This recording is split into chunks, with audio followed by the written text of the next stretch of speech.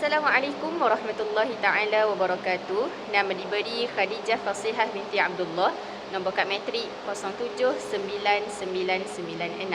Dan saya daripada Diploma Bahasa dan Kesusasteraan Arab. InsyaAllah pada hari ini saya akan membentangkan sedikit berkenaan dengan hukum tajwid yang terdapat dalam surah Al-Baqarah bermula daripada ayat 62 hinggalah 65. Jadi, hukum tajuk yang pertama yang saya dapati berada dalam ayat yang ke-62. Kita dapat lihat hukum tajuk di sana adalah izhar halqi. Sebagaimana yang kita tahu, izhar bermaksud jelas, adapun halqi bermaksud kerongkong. Maka, izhar halqi berlaku apabila nun mati ataupun tanwin bertemu dengan salah satu huruf halqi, yakni ada 5. Aghin qa'ahu. Aghin qa'ahu. Okey, ada 5 ya.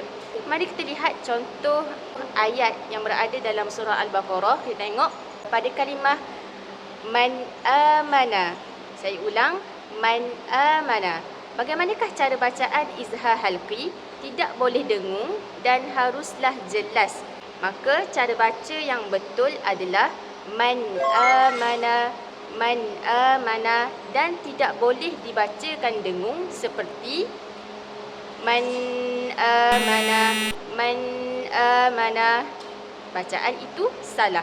Okey, itu adalah hukum tajwid yang pertama. Adapun hukum tajwid yang kedua yang saya dapati berada dalam ayat yang ke-63 adalah idgham bi gunnah. Okey, sebelum tu kita tengok dulu apakah yang dimaksudkan dengan idgham bi gunnah. Idgham adalah memasukkan. Adapun gunnah maksud dia adalah dengung.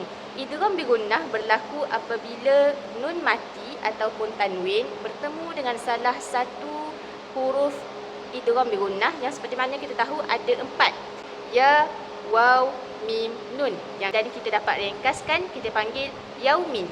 Apabila huruf nun mati ataupun tanwin bertemu dengan salah satu yang saya sebutkan tadi, cara bacaan hendaklah dibacakan dengan dengung dengan kadar 2 harakat.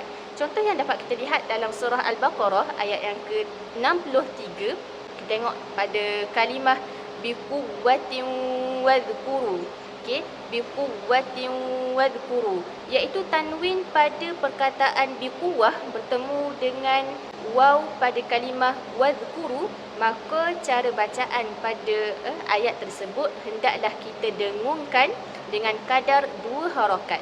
Cara bacaan yang betul adalah biquwwatin wadhkuru, biquwwatin wadhkuru. Itu adalah cara bacaan yang betul. Adapun cara bacaan yang salah, kita tidak dengung. Contohnya biquwwatin wadhkuru, biquwwatin wadhkuru. Itu adalah cara bacaan yang salah. Diharapkan perkongsian pada hari ini dapat memberikan manfaat kepada semua. Wallahu alam. Assalamualaikum warahmatullahi taala wabarakatuh.